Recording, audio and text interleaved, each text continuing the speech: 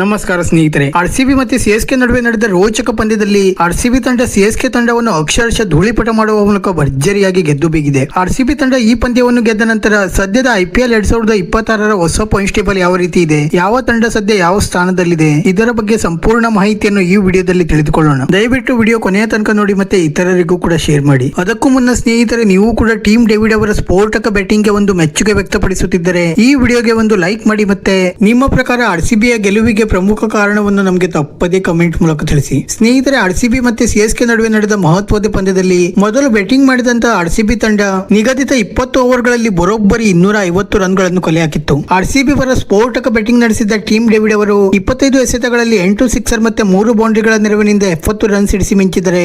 Devdutt Padikkal 50 run ಮತ್ತೆ ರಜತ್ ಪಟಿದಾರ್ ಅವರು 48 run ಸಿಡಿಸಿ ಮಿಂಚಿದ್ದರು. ನಂತರ 251 ರನ್ಗಳ ಬೃಹತ್ ಗುರಿ ಬೆನ್ನಟ್ಟಿದ ಸಿಎಸ್ಕೆ ತಂಡ ಸಂಜು ಸ್ಯಾಮ್ಸನ್, ಋತುರಾಜ್ ಗಾಯಕ್ವಾಡ್ ಮತ್ತೆ ಆಯುಷ್ ಮಾತ್ರೆ ಅವರ ವಿಕೆಟ್ ಬಹು ಬೇಗನೆ ಕಳೆದುಕೊಂಡು ಅಕ್ಷರಶಃ ಸಂಕಷ್ಟದಲ್ಲಿ ಸಿಲುಕಿತು. ನಂತರ ಬ್ಯಾಟಿಂಗ್ ಇಳಿದಿದ್ದ ಸರ್ಫರಾಜ್ ಖಾನ್ ಅವರು 25 ಎಸೆತಗಳಲ್ಲಿ ಅರ್ಧಶತಕ ಸಿಡಿಸಿ ಸ್ವಲ್ಪ ಮಟ್ಟಿಗೆ ಸಿಎಸ್ಕೆ ಪಾಳಯದಲ್ಲಿ ಗೆಲುವಿನ ಆಸೆ ಚಿಗುರಿಸಿದರು. ಆದರೆ ನಂತರ ಬಂದ ಬ್ಯಾಟ್ಸ್ಮನ್ ಗಳು ಪೂರ್ತಿ ಪ್ರಮಾಣದಲ್ಲಿ ವಿಫಲರಾದ ಕಾರಣ ಸಿಎಸ್ಕೆ ತಂಡ ಹೀನಾಯವಾಗಿ ಸೋಲನ್ನು ಅನುಭವಿಸಿತು. ಮತ್ತೆ ಸಿಎಸ್ಕೆ ತಂಡ ಈ ಪಂದ್ಯವನ್ನು ಹೀನಾಯವಾಗಿ ಸೋತ ನಂತರ ಸದ್ಯದ ಐಪಿಎಲ್ 2026ರ ಹೊಸ ಪಾಯಿಂಟ್ ಟೇಬಲ್ ಕಡೆಗೆ ನೋಡುವುದಾದರೆ ಸದ್ಯ ಆರ್ಸಿಬಿ ತಂಡ ಆಡಿದ 2 ಪಂದ್ಯದಲ್ಲಿ ಗೆದ್ದು 4 ಅಂಕದೊಂದಿಗೆ ಮೊದಲ ಸ್ಥಾನಕ್ಕೆ ತಲುಪಿದರೆ, ರಾಜಸ್ಥಾನ್ ತಂಡವು ಕೂಡ ಆಡಿದ 2 ಪಂದ್ಯದಲ್ಲಿ ಗೆದ್ದು 4 ಅಂಕದೊಂದಿಗೆ 2ನೇ ಸ್ಥಾನದಲ್ಲಿದೆ. ಮತ್ತೆ ಡೆಲ್ಲಿ ತಂಡವು ಕೂಡ ಆಡಿದ 2 ಪಂದ್ಯದಲ್ಲಿ ಗೆದ್ದು 4 ಅಂಕದೊಂದಿಗೆ 3ನೇ ಸ್ಥಾನದಲ್ಲಿದ್ದರೆ, ಪಂಜಾಬ್ ಕಿಂಗ್ಸ್ ತಂಡವು ಕೂಡ ಆಡಿದ 2 ಪಂದ್ಯದಲ್ಲಿ ಗೆದ್ದು 4 ಅಂಕದೊಂದಿಗೆ 4ನೇ ಸ್ಥಾನದಲ್ಲಿದೆ. ಮತ್ತೆ ಎಸ್ಆರ್ಎಚ್ ತಂಡ 3 ಪಂದ್ಯವನ್ನು ಆಡಿ 1ರಲ್ಲಿ ಗೆದ್ದು ಮತ್ತೆ 2ರಲ್ಲಿ ಸೋತು 2 ಅಂಕದೊಂದಿಗೆ 5ನೇ ಸ್ಥಾನದಲ್ಲಿದ್ದರೆ, ಮುಂಬೈ ಇಂಡಿಯನ್ಸ್ ತಂಡ 2 ಪಂದ್ಯವನ್ನು ಆಡಿ 1ರಲ್ಲಿ ಗೆದ್ದು ಮತ್ತೆ 1ರಲ್ಲಿ ಸೋತು